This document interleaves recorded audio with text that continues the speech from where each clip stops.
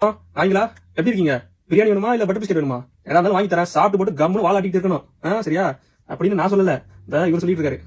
Friends, இப்போ அடுத்ததாக புதுசாக ஒரு பிரச்சனை வந்து உருவாக்கி கொண்டு வந்திருக்கானுங்க. என்னன்னா, ராகவ லாரன்ஸ் வந்து பேசியிருந்தார் இல்லைங்க. அதாவது என்னன்னா, கம்பேர் பண்ணி பேசியிருந்தார் நாயிங்க அப்படின்னு சொல்லி ஒரு விஷயத்த கம்பேர் பண்ணி பேசியிருந்தாரு. அந்த நாயிங்கன்னு அவர் சொன்னது யாரை சொல்லியிருந்தாருன்னா, இந்த டிஎம்கேக்கு சொம்படிச்சுக்கிட்டு டிஎம்கே பண்ணுறது எல்லாமே வந்து கரெக்டு, டிவிகே பண்ணுறது எல்லாமே தப்பு அப்படின்னு சொல்லிட்டு இருக்காங்களே, அந்த மாதிரி ஆளுங்களை வந்து நாயிங்கன்னு சொல்லியிருந்தாரு. அவர் பேசினது நல்லா அண்டர்ஸ்டாண்ட் பண்ணது அவர் எல்லாருக்குமே புரியும். ஆனால் இவனுங்களுக்கு யாருக்கெல்லாம் வலிச்சதோ அவனுங்க எல்லாருமே அந்த விஷயத்த மக்கள் அப்படின்னு சொல்லி மாற்றிட்டானுங்க. அவர் வந்து சொன்னதெல்லாம் மக்களை தான் நாயின்னு சொல்லியிருக்காரு அப்படின்னு சொல்லி மாற்றிட்டானுங்க. அதாவது மக்களுக்கு வந்து ஹெல்ப் பண்ணுறவர், ஒரு ஏழை குழந்தைங்கள்லேருந்து எவ்வளவோ பேருக்கு ஹெல்ப் பண்ணியிருக்காரு. அப்படி ஒரு மனுஷன் மக்களை வந்து நாயின்னு சொல்லுவாரா?